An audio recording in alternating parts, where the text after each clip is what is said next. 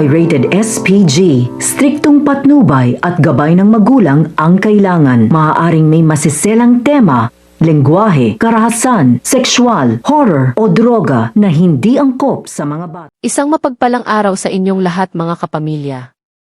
Muli ko kayong malugod na tinatanggap sa isa na namang pagsilip sa pinakamainit at pinakakapanapanabik na tagpo sa mga huling gabi ng kwento ng Dihes, Batang Quiapo.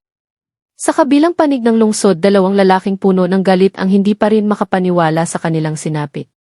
Sina Miguelito at Roberto. Pareho silang nababalot ng matinding pagkadismaya matapos silang matalo ni Tanggol. Para kina Miguelito at Roberto ang pagkatalo ay hindi lamang simpleng kabiguan. Ito ay sugat sa kanilang dangal. Isang hamon sa kanilang kapangyarihan. At isang paalala na may taong mas matapang kaysa sa kanila.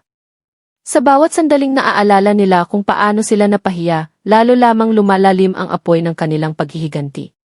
Sa halip na umatras, sa halip na pag-isipan ang kanilang mga pagkakamali, pinili ni na Miguelito at Roberto na yakapin ang galit. Para sa kanila, hindi matatapos ang laban hanggat hindi nila napapabagsak si Tanggol. Habang nag-uusap ang magkapatid na Miguelito at Roberto sa isang madilim na lugar, isang taguan na tila puno ng lihim at panganib, mababanaag sa kanilang mga mata ang isang determinasyong halos nakakatakot pagmasdan. Si Miguelito mainitin ang ulo at hindi maitago ang nag-aalab na galit sa kanyang dibdib.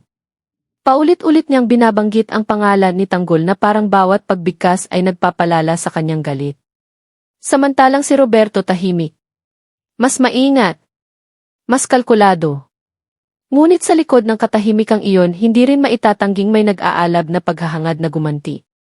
Para kina Miguelito at Roberto, ang Maynila ay hindi lamang lungsod na kanilang ginagalawan.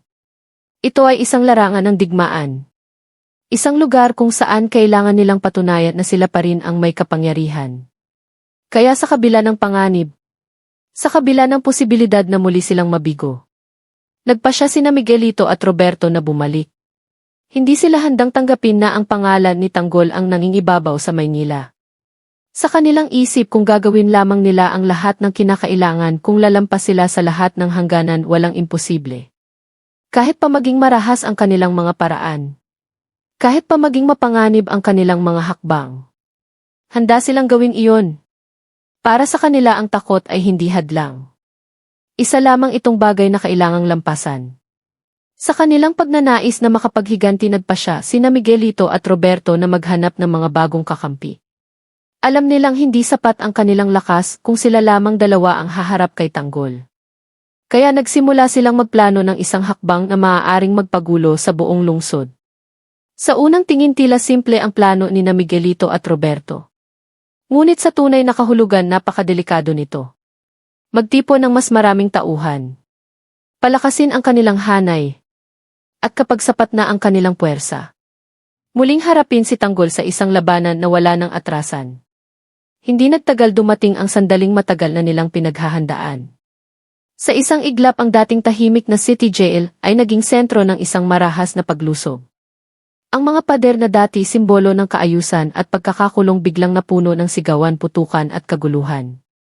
Sa pamumuno ni na Miguelito at Roberto, walang awang pumasok sa loob ng kulungan ang kanilang mga tauhan. Nagulat ang mga bantay. Nagtakbuhan ang mga preso. At ang mga inosenteng taong nadamay sa kaguluhan, wala nang nagawa kundi magtago at umasa na sila ay makaliligtas. Sa gitna ng kaguluhang iyon, may isang lalaking hindi makapaniwala sa kanyang nasasaksihan. Si Rigor. Matagal na siyang nakakulong at tila tanggap na ang kanyang kapalaran. Ngunit nang tumingin siya sa harapan, bigla siyang natigilan. Dahil sa gitna ng kaguluhan, may dalawang pamilyar na mukha ang lumitaw. Sina Roberto at Miguelito. Nakatayo sila sa harap niya. Ang kanilang presensya ay tila isang paanyaya sa kalayaan, ngunit kasabay nito isang babala ng mas malaking panganib. Sa sandaling iyon, naguluhan si Rigor. Sa loob ng kulungan, kahit papaano ay may katiyakan siyang mabubuhay pa siya. May pagkakataon pa sana siyang magbago, mag-isip, at marahil pagbayaran ang kanyang mga nagawa. Ngunit sa pagdating ni na Miguelito at Roberto, nagbago ang lahat. Malinaw ang kanilang layunin. Palayain si Rigor at gamitin siya bilang bahagi ng kanilang paghihiganti ilaban kay Tanggol. Hindi na iyon simpleng pagtakas. Iyon ang simula ng mas madugong laban. Habang nangyayari ang lahat ng ito sa ibang bahagi ng lungsod ay nakarating kay Tanggol ang balita tungkol sa kaguluhan sa City Jail. At nang marinig ni Tanggol ang pangalan ni Miguelito at Roberto bilang may kagagawa ng lahat, bigla niyang naramdaman ang bigat ng sitwasyon. Hindi na ito simpleng gulo. Hindi na ito basta pag-atake. Alam ni Tanggol na ang pagbabalik ni Miguelito, Roberto at ngayon pati si Rigor ay nangangahulugan ng isang mas malaki at mas mapanganib na laban. Tahimik na napaisip si Tanggol. Sa kanyang mga mata makikita ang halo ng pag-aalala at determinasyon. Hindi lamang ang sarili niya ang nasa panganib. Alam niyang kapag nagtagumpay ang plano ni Miguelito, Roberto, at Rigor maraming inosenteng tao ang maaaring madamay. Ang buong komunidad na matagal na niyang pinoprotektahan ay maaaring masira. Ngunit habang iniisip ni Tanggol kung paano haharapin ang bagong banta, may mas mabigat pang plano ang kanyang mga kaaway.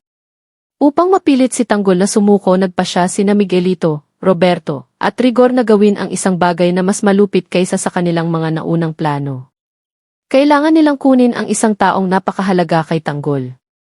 Isang taong alam nilang magpapahina sa kanya kapag napahamak. At ang taong iyon ay walang iba kundi si Maritz, ang ina ni Tanggol.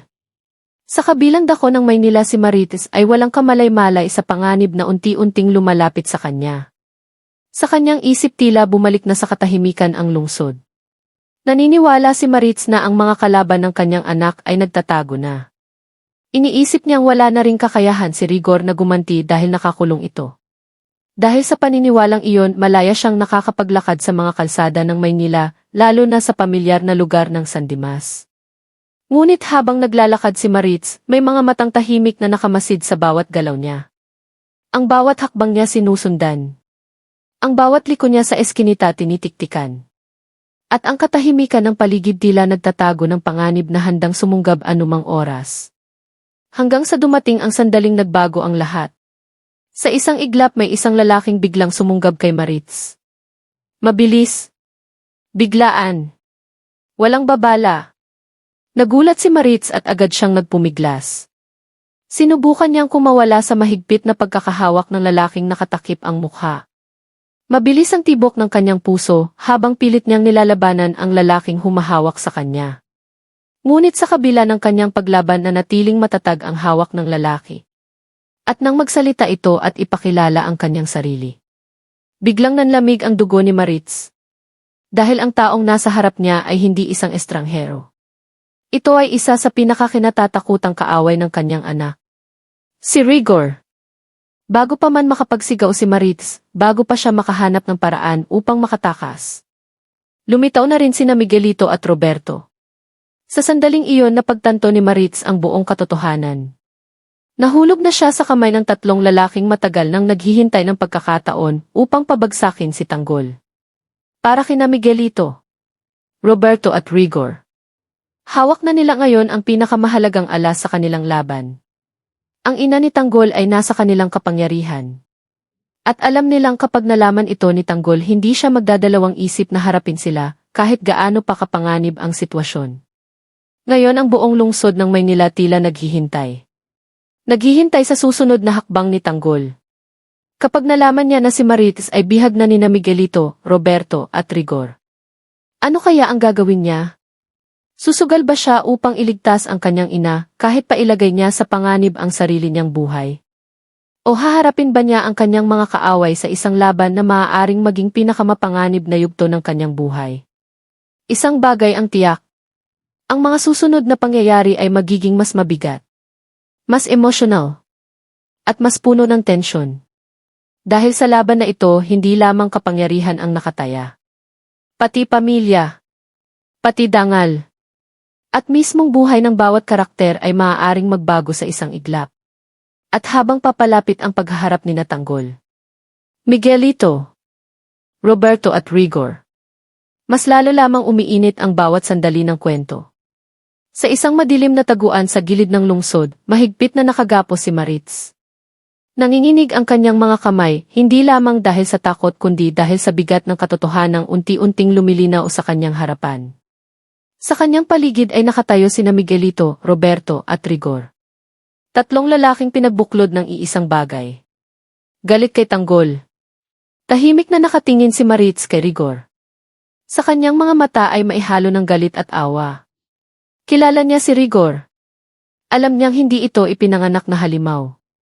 Ngunit ngayon ang lalaking nasa harap niya ay tila ibang tao na. Lumapit si Rigor. Mabagal. Sinusukat ang bawat hakbang. Maritz, malamig niyang sabi.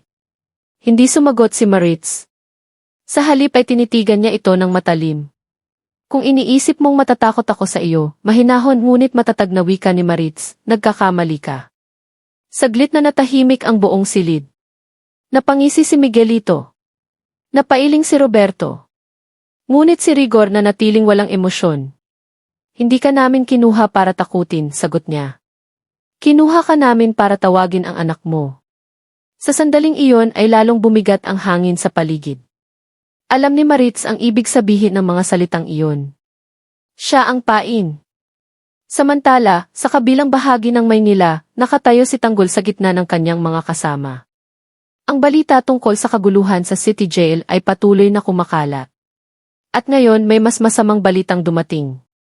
Isang tauhan ang mabilis na lumapit kay Tanggol. Boss, may problema. Tahimik na lumingon si Tanggol. Hindi lang nakatakas si Rigor, dagdag ng tauhan. May kasama na siyang sina Miguelito at Roberto. Saglit na napapikit si Tanggol. Para bang naramdaman na niya ang paparating na bagyo. Ngunit hindi pa iyon ang pinakamasamang balita. May isa pang lalaki ang mabilis na sumingit sa usapan. Boss Tanggol, di. Nanginginig ang boses nito. Hindi na namin makita si Maritz. Parang biglang huminto ang mundo. Nanlaki ang mga mata ni Tanggol. Ano nang ibig mong sabihin na hindi makita, mariin niyang tanong.